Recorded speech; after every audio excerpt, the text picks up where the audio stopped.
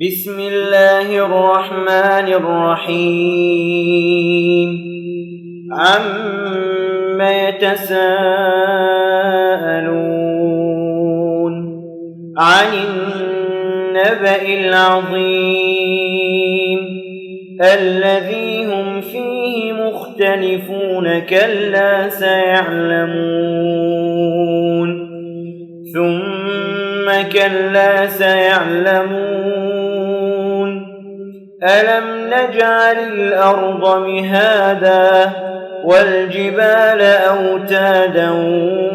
وخلقناكم أزواجا وجعلنا نومكم سباتا وجعلنا الليل لباسا وجعلنا النهار معاشا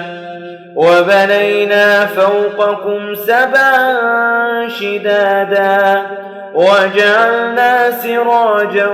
وهاجا وأنزلنا من المعصرات ماء ثجاجا لنخرج به حبا ونباتا وجنات ألفافا إن يوم الفصل كان ميقاتا يوم ينفخ في الصور فتأتون أفواجا وفتحت السماء فكانت أبوابا وسيرت الجبال فكانت سرابا إن جهنم كانت مرصادا للطاغين مآبا لابثين فيها أحقابا لا يذوقون فيها بردا ولا شرابا إلا حميما وغساقا جزاء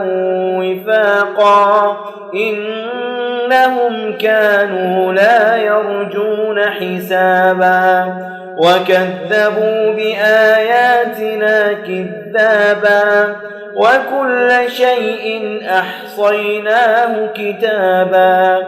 فذوقوا فلن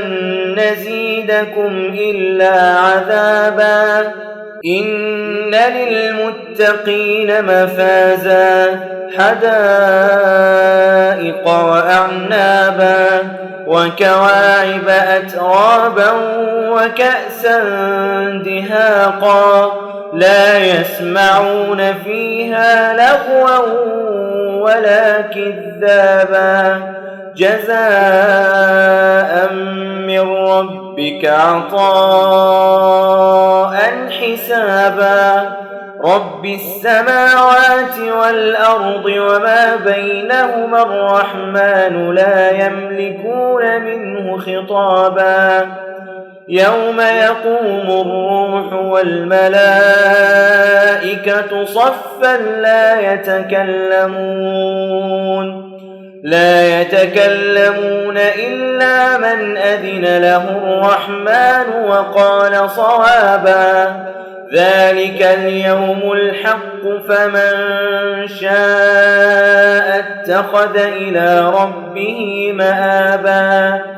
إنا أنذرناكم عذابا